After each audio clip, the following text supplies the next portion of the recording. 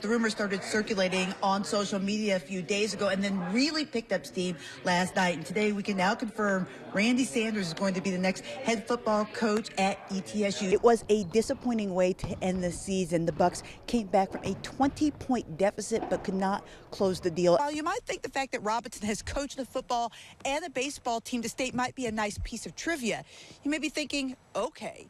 But Robinson's actually learned something from his state championship run in baseball that he can use this week in football. I don't want to let you go unless we talk about this. This is what we got from Bristol. Talk about this gift. Are you a golfer? The night race a little more special than the other races? It is, of course, but to have all three here this weekend and to be able to sweep all three, I think that's even more. All right, thank you so much. That is Kyle Busch, winner of the Bass Pro Shops NRA night race. He sweeps the weekend here at Bristol Motor Speedway.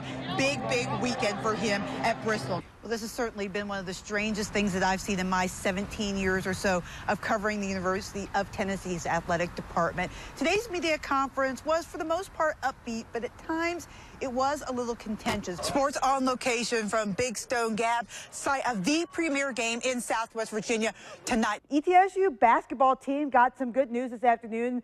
Senator Peter Jerkin has been granted a 6 year of eligibility by the NCAA. College Football Playoff Committee has spoken, and it will be Clemson versus Alabama in the Sugar Bowl in one national semifinal. Oklahoma and Georgia will meet in the Rose Bowl for the other semifinal. Clemson was the #1 team in the final rankings, followed by Oklahoma, Georgia, and Alabama. The winner of the two semifinals will meet in the College Football National Championship game January 8th in Atlanta. There are 4 other big bowl games which round out what is known as the New Year's Six Bowls, although they're not really played on New Year's, but I digress. Ohio State will face Southern Cal in the Cotton Bowl. Washington and Penn State will meet in the Fiesta Bowl. Wisconsin and Miami are headed to the Orange Bowl, while undefeated Central Florida draws Auburn in the Peach Bowl. Virginia Tech, Virginia, and Appalachian State were all bowl eligible, and after the big bowl games were announced, their fates began to fall into place. Virginia Tech will take on Oklahoma State in the Camping World Bowl. The Hokies have the nation's longest active bowl streak at 25 games and will face a 9-3 Cowboys team in Orlando December 28th at 5:15 p.m.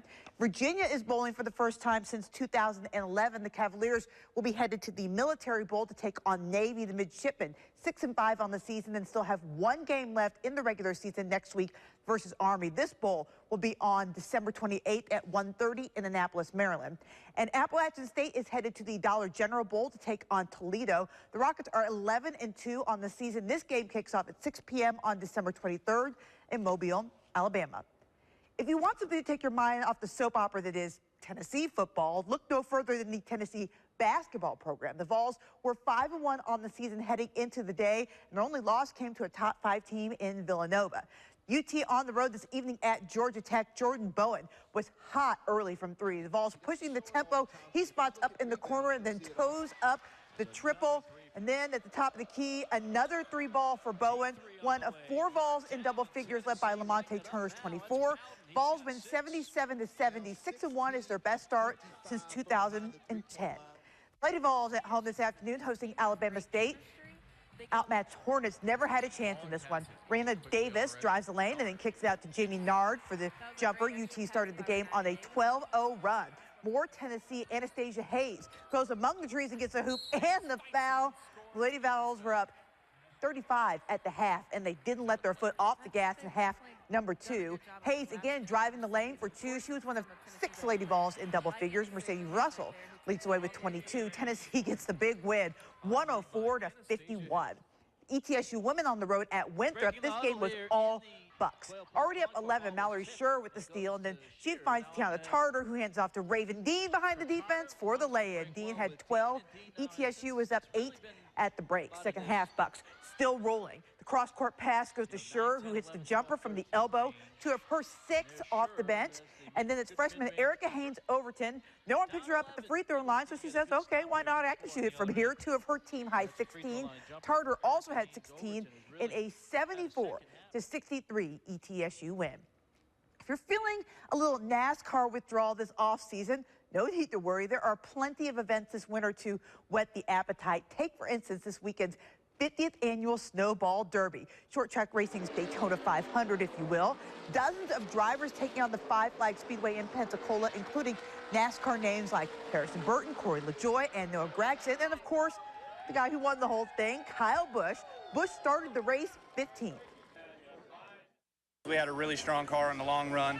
We outran those guys. We were able to drive through there and pass them, and it wasn't a short sprint to the end, you know, and on tires or anything like that. So just couldn't be more proud of my guys and everybody on this team and for what all they do and how much hard work they do.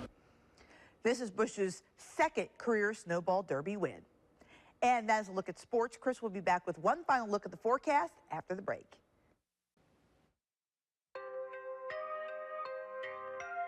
A puzzle can be a challenge. It can also be mysterious. For those living with autism, a puzzle piece is the symbol for behaviors we as a society are just starting to understand. It's a spectrum disorder, and it manifests itself in different ways. Putting all the pieces together can at times be challenging. For Virginia High's Dante Van Wy, those pieces started to fit together through athletics. Despite challenges that would have most people sitting on the sidelines, Dante has become one of the top athletes in the Bearcats senior class. How many times have you qualified for state? I've qualified 4 years of swimming. I've qualified 1 year of cross country, and I've also qualified for 2 years of track. Dante started running in the 7th grade, and while many ask why, he asked, why not? I was like, you know, maybe I'll just take running, and swimming is my ability, you know. He, as a runner, functions just like any other athlete.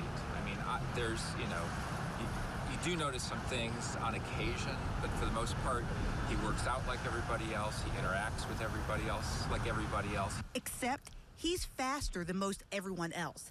Dante and his teammates are preparing for the state track meet, where he will run the 4x800 meter relay, something many might think is an amazing accomplishment for somebody with autism.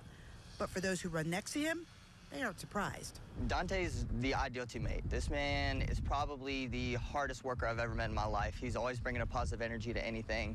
I mean, he really is the greatest teammate of all time. He is very, very easy to coach. He's a hard worker. It hasn't really, at least as far as I know, played a role. That's why for Dante, his success is not puzzling at all. I just chose to do it because I think God called for me to do this. Dante graduated last night from Virginia High and will attend Wilson School in Northern Virginia to study carpentry.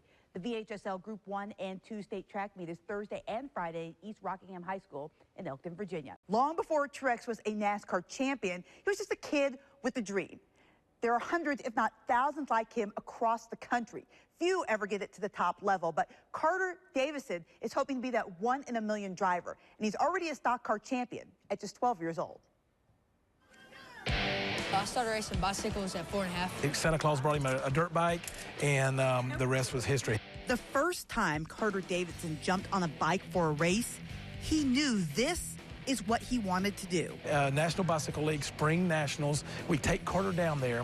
He goes about 30 feet, crashes. All the dust and dirt comes up. He's got tears coming out of his eyes. It looked like he was bleeding from his eyes. His mom was panicking. I go out there and get him up. I go, okay, buddy, are we done? What are we going to do? And he says, help me get back on the bicycle. Racing bicycles, it was really fun. It was a challenge. But the more Carter raced, the more he won.